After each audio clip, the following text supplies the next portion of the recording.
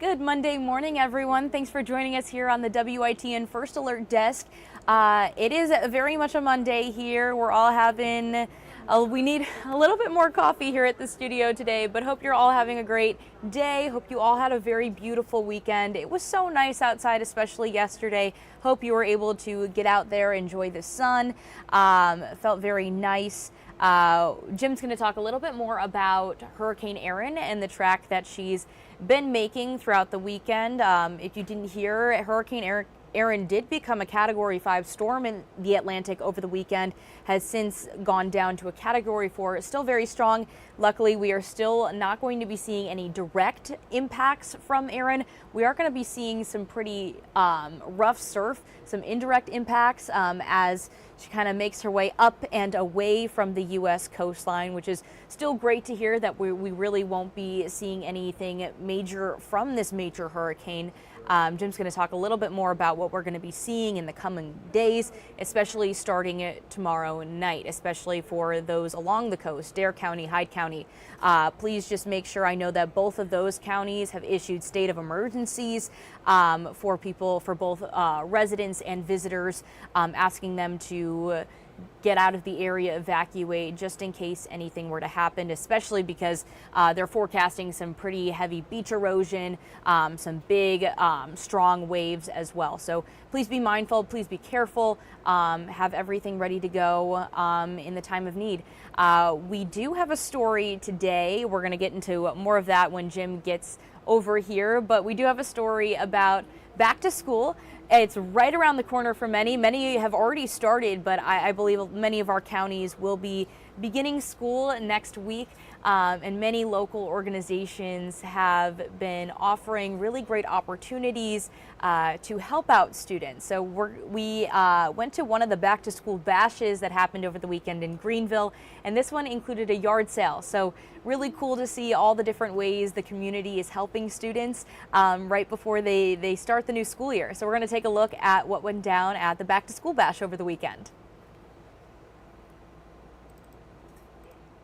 More than popcorn was popping Saturday at St. James United Methodist Church in Greenville for the Building Hope Community Life Center Back to School Bash, and much to the surprise of some attendees like Natasha Lott. I actually thought it was just going to be me just coming for the back to school items because I definitely need it during this time. I've got 3 big kids, including her, going back to school. But the yard sale stuff is actually quite neat. I haven't really been to a yard sale in a long time or years. So a lot of the things are actually pretty good to have and to use around the house or even for her to wear.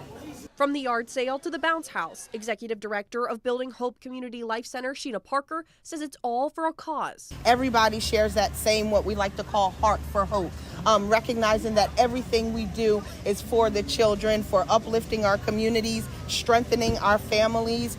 A cause that brought St. James and Building Hope together long ago. St. James has a long history of what we call our Spring Fling, partnering with other organizations around our community to be able to improve lives for folks. And 25 years ago, we gave a grant to help begin Building Hope. Allowing the organizations to bring smiles to people at events like this. It's almost a bit refreshing to see something like this again, since like the world's not doing well right now, as far as I know. So it's kind of a new fresh air coming in, seeing all of this happen at once. More than popcorn was popping Saturday. Well, it's always nice to see. I love the back to school bashes. I covered quite a few of them last year when I was a weekend reporter. They're always like a fun, final hurrah before the school year starts. They always have the fun bouncy houses and free food and all of that good stuff, along with all the school supplies they're giving out to students. So really great to see the community come together in this way. And thank you, Amanda. Onslow County starting the 25th. So I believe a lot of our counties, I know Pitt County included in that, also beginning in next Monday. So just down to the wire, one more week of summer for a lot of these kids. Yeah, winding it down. One more week to go, and I think you're right. Most schools start next Monday. Hopefully the weather will be good next Monday. A little far out to speculate on that. But I remember the first day of school very well. Yeah. Do my clothes, are they the Gotta right think clothes? about it, yeah. The haircut, the trapper keeper, all that stuff. Yeah, Of course, make that sure was you have back- the that was coolest back- backpack. Yeah, that was a long time ago, different rules then.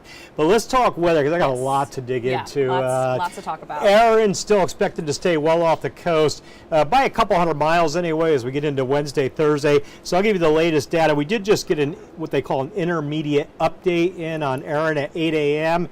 No big changes. Wind's still at 130. I'll take you down there. We'll show you the storm. And again, a very well-defined powerhouse hurricane. In fact, that satellite imagery looks like it might be getting a little healthier, perhaps a little stronger again. We get these eye wall replacement cycles, we call them.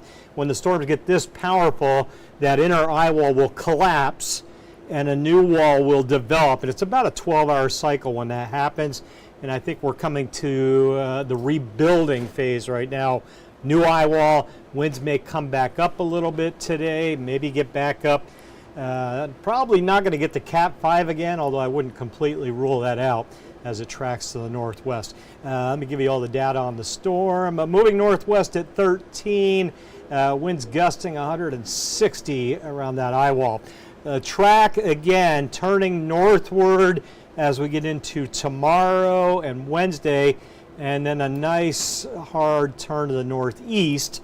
That'll be Wednesday night. That track, what you're looking at, that Thursday 2 a.m., let's say Wednesday night into sunrise Thursday, Erin getting about as close as she's going to get to eastern North Carolina.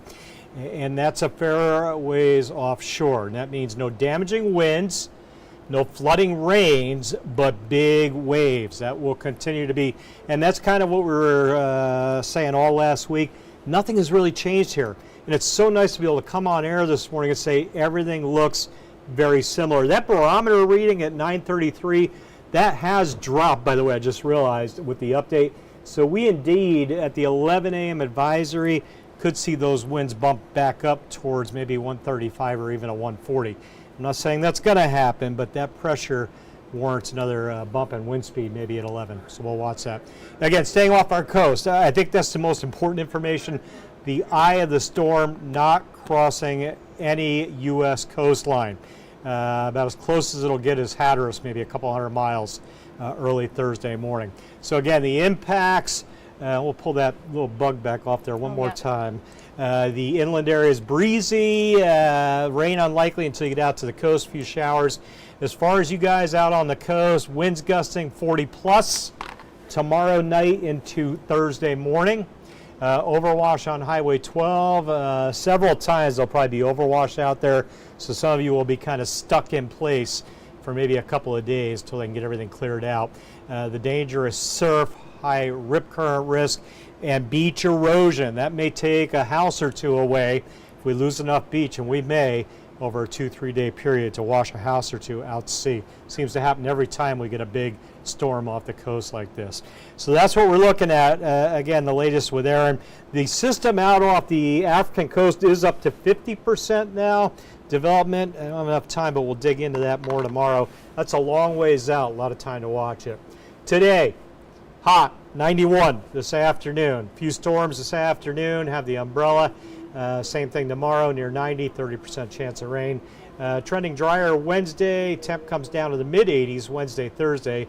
As that north breeze picks up, the dangerous surf pounding the coastline, and then trending back to quiet Friday into the weekend as that Winterville Watermelon Festival kicks in. Some of the models were showing a wetter scenario Saturday into Sunday. That's trending drier, so good news there with those mid-80s, lows in the upper 60s.